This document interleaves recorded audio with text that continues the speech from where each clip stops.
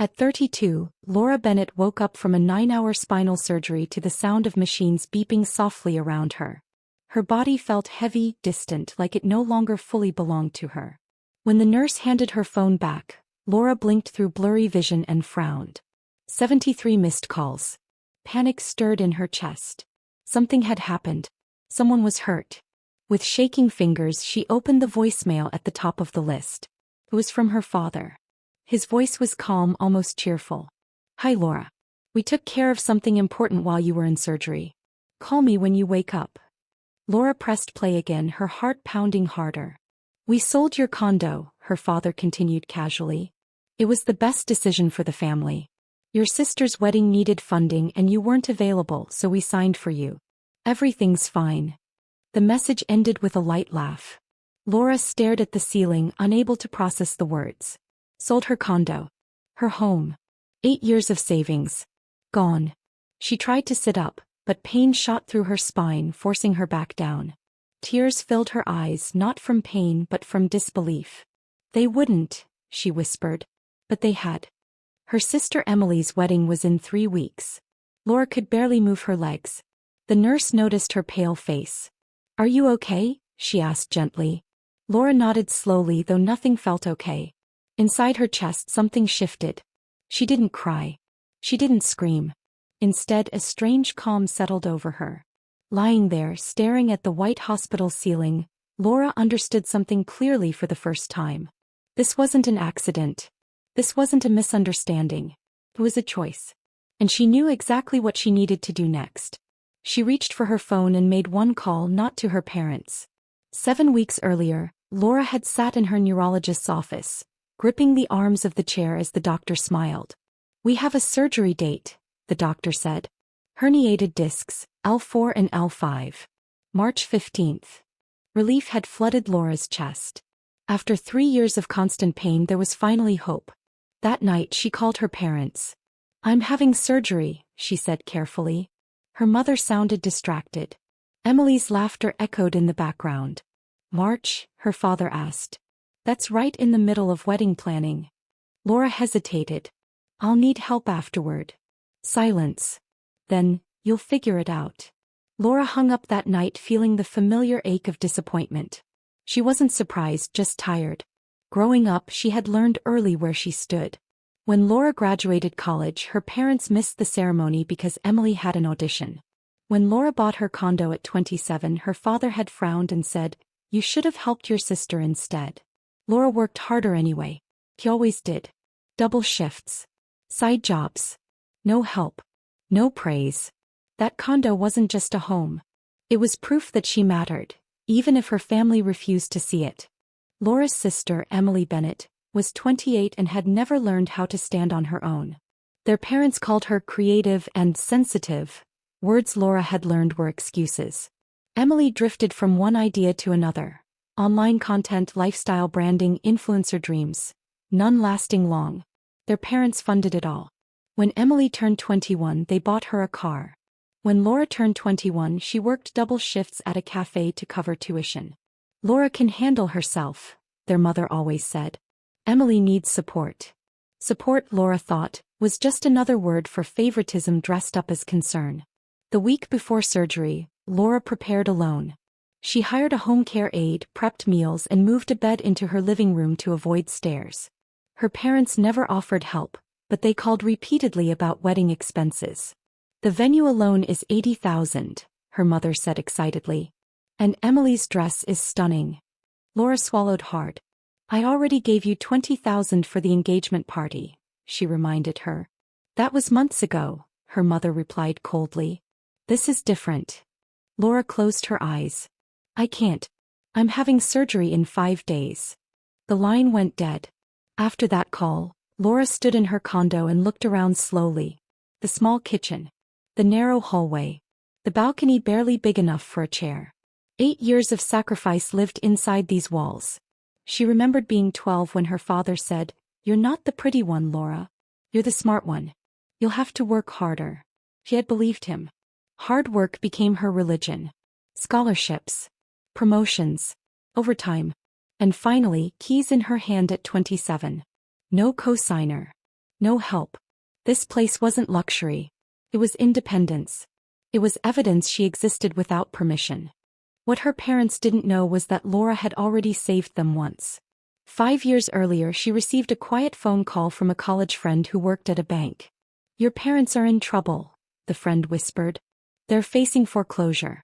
180,000 in debt." Laura sat frozen on her couch. Despite everything, she couldn't let them lose their home. She drained her savings and gave them $30,000.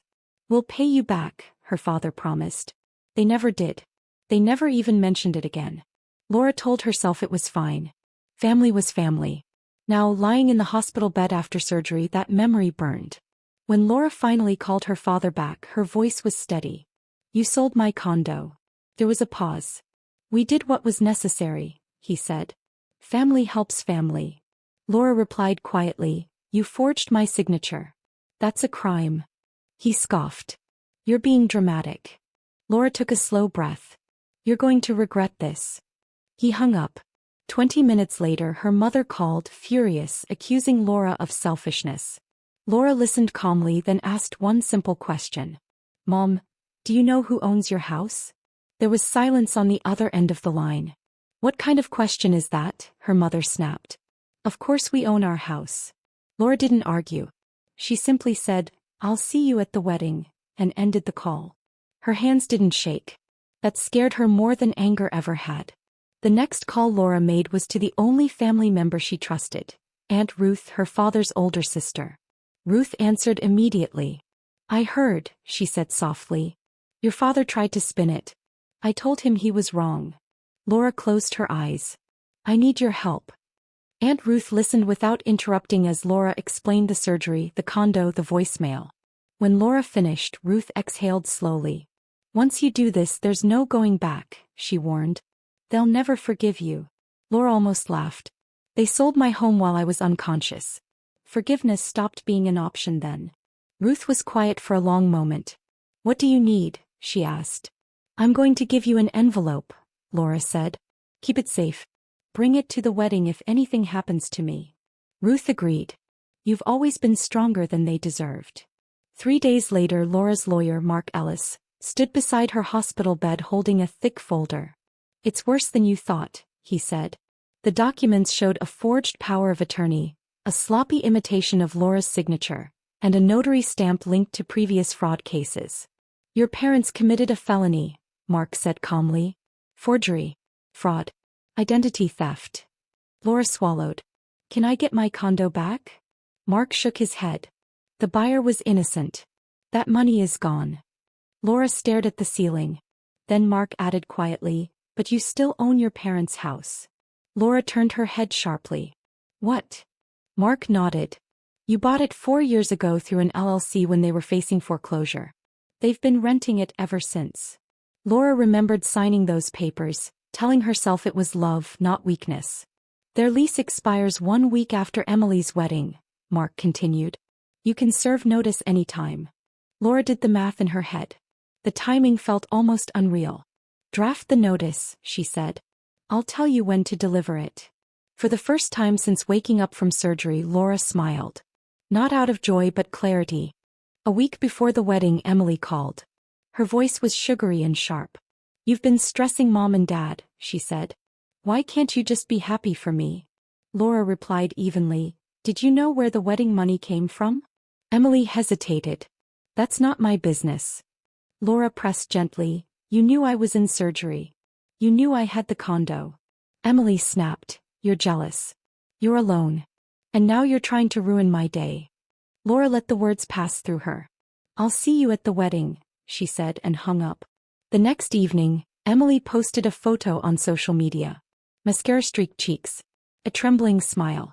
The caption read, "When jealousy comes from your own family." She didn't name Laura, but she didn't have to. Comments flooded in within minutes. "Cut her off. Family should support you. She sounds bitter." Laura watched it all silently. Her phone rang nonstop. Relatives, cousins, old family friends. No one asked what happened. They only told her to apologize. Laura didn't respond. Instead, she took screenshots of everything. Every accusation. Every cruel word. She saved them in a folder labeled Truth. 2 days before the wedding, the rehearsal dinner was held at a private Italian restaurant. Laura almost didn't go. Her back still ached and walking required a cane. But she needed to see them before the final moment. When she entered, the room went quiet. Her mother forced a smile. "We didn't think you'd make it." Laura nodded. "Neither did I." Her father raised a glass soon after. "Family means sacrifice," he said proudly. "Everyone contributed to this beautiful day." His eyes flicked toward Laura. She lifted her glass but said nothing. "Not yet." As guests gathered their coats, Emily approached Laura with a tight smile. "I'm surprised you came," she said. Laura met her eyes. "I have a wedding gift for you." Emily's expression shifted. "What kind of gift?" Laura leaned closer. "Something you'll never forget."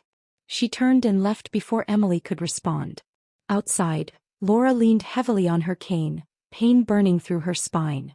But beneath the pain was calm. Everything was in motion now. There was no stopping it. The wedding was in 48 hours. The truth had a schedule. The wedding day arrived bright and perfect. White flowers. Crystal chandeliers. 200 guests dressed in elegance. Laura arrived with Aunt Ruth, both in navy. They sat in the back row unnoticed. Emily walked down the aisle glowing, confident, triumphant. When the officiant asked if anyone objected, Laura remained seated. Emily smiled wider, believing she'd won. The vows were exchanged. Applause filled the garden. Laura didn't clap. She waited. The ceremony wasn't the place. The reception would be better. Public. Loud. Unavoidable. At the reception, Laura was seated far from the head table. Steak champagne laughter. Her father stood to speak. "This wedding represents everything we believe in," he announced. "Love. Sacrifice. Family." He raised his glass. "And I think Laura should say a few words." Heads turned. Her mother's eyes warned her. Emily's smile faltered. Laura stood slowly, gripping her cane.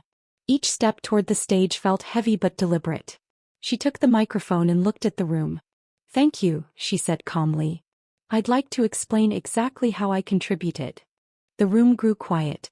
Laura's voice didn't shake. "6 weeks ago I was on an operating table for 9 hours, she said. "While surgeons were working on my spine, my parents sold my home." A ripple of murmurs moved through the crowd. Laura continued, "They forged my signature and took $425,000 to pay for this wedding." Her father stepped forward sharply. "Laura, stop this." She turned to him calmly. "You invited me to speak. Please let me finish." She reached into her purse and held up a document.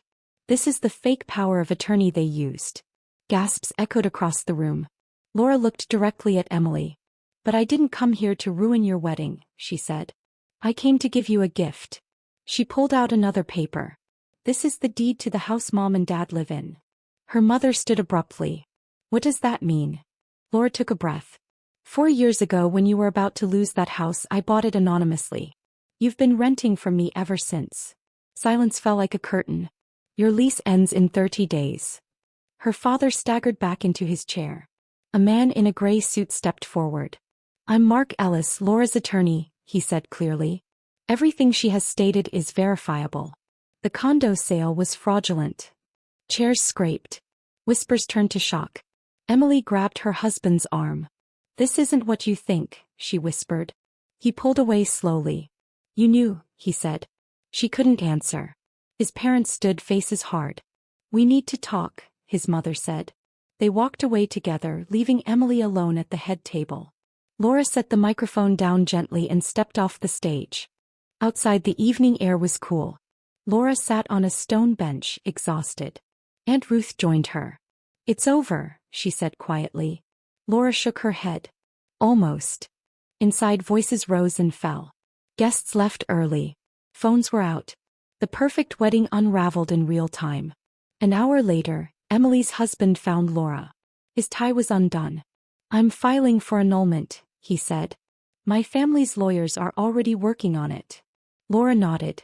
"I'm sorry." He shook his head. "You saved me." He walked away into the dark garden. The fallout came fast. The video spread. Relatives stopped calling. Laura's parents lost their social standing. Emily lost her marriage before it truly began. 30 days later, Laura enforced the eviction. When her father begged, she said only, "You made your choice." Months later, Laura walked through the empty house she now owned, then locked the door behind her. She rented it to a young couple and donated the income to help women escaping family financial abuse. Laura didn't feel victorious. She felt free. For the first time in her life, she chose herself. 2 months after the wedding, Laura's phone rang late in the evening. Her father's name flashed on the screen. She stared at it for a long moment before answering. His voice sounded smaller, worn down. "We need to talk about the house," he said. Laura leaned back against her couch. "There's nothing to discuss." He cleared his throat. "We don't have anywhere else to go." For the first time, she heard fear instead of anger. Laura spoke calmly. "You had 4 years living in that house because I saved you. You used that time to steal from me." "You're really going to do this?" her father asked bitterly. "Throw us out like strangers?" Laura closed her eyes. "You stopped being my parents the day you sold my home while I was unconscious." Silence stretched between them. Finally, he said quietly, "If you do this, you're no longer part of this family." Laura felt no pain, only clarity. "I was never part of it," she replied. She ended the call and sat there, surprised by how steady her hands were. The fear that once controlled her was gone. Weeks later, Laura ran into her mother at a small park near her apartment. Her mother looked older, smaller, wrapped in a simple cardigan instead of her usual polished clothes. They sat in silence for a while. Finally, her mother spoke. "I never meant for things to go this far." Laura waited for more, for an apology, for something honest. It never came. Laura stood. "Take care of yourself," she said gently. Her mother nodded, eyes wet, and walked away. Laura watched her go, feeling grief, not for what was lost but for what never truly existed. Laura's body healed faster than her heart. She returned to work full-time, walked without her cane, and found a small apartment she liked. It wasn't fancy, but it was hers. She received a short email from Emily's ex-husband months later. "Thank you for telling the truth. You changed my life." Laura saved the message. She didn't reply. Some things didn't need answers. She focused instead on rebuilding, quiet mornings, physical therapy, and learning how to live without waiting for approval that would never come. By 34, Laura bought another home. Smaller than the condo, but earned again by her own hands. She stood on the balcony one morning, coffee warming her palms, sunlight on her face. She thought about everything she'd lost and everything she'd gained. Boundaries weren't cruelty. They were survival. Laura had learned that love without respect was never love at all. And walking away didn't make her heartless. It made her whole. Laura didn't hear much about her parents after they moved out. Aunt Ruth shared updates occasionally. Small apartment, quiet lives, no visitors. Laura stopped asking. It wasn't anger that kept her distant. It was peace. For the first time, her days weren't shaped by guilt or obligation. She no longer waited for phone calls that never came or apologies that never formed. The silence felt strange at first, then comforting. Healing, she realized, wasn't loud. It didn't come with closure speeches or dramatic reunions. Sometimes healing simply meant choosing not to reopen old wounds. Emily sent one message months later. "I hope you're happy. You ruined everything." Laura read it once and didn't reply. She understood now that some people needed a villain to avoid facing themselves. Emily had always lived that way, protected, excused, rescued. Laura wished her growth, but from a distance. Love didn't require access. Forgiveness didn't require reconnection. Letting go didn't mean hatred. It meant acceptance. Laura deleted the message and went on with her day, surprised by how little it affected her. On the anniversary of her surgery, Laura donated the first full year of rental income from her parents' former house to a foundation supporting women facing financial abuse within families. She didn't announce it. She didn't need recognition. It felt right, turning something painful into something protective.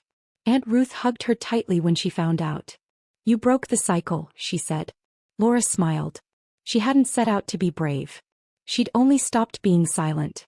And somehow that had changed everything. Sometimes late at night, Laura thought about the girl she used to be. The one who worked harder just to be noticed, who mistook endurance for love. She wished she could sit beside her younger self and say, "You were never difficult. You were just surrounded by people who didn't know how to love you." That thought no longer made her cry. It made her kinder to herself. Strength, she learned, wasn't about surviving mistreatment. It was about walking away from it. Laura still kept the cane in her closet. Not as a reminder of pain but of progress. Of the moment her life split into before and after. She had lost a home, a family, and an illusion, but gained something far more important. Freedom. Self-respect. Peace. Some stories don't end with reconciliation. Some end with distance, boundaries, and quiet mornings that finally belong to you. And for Laura that was more than enough.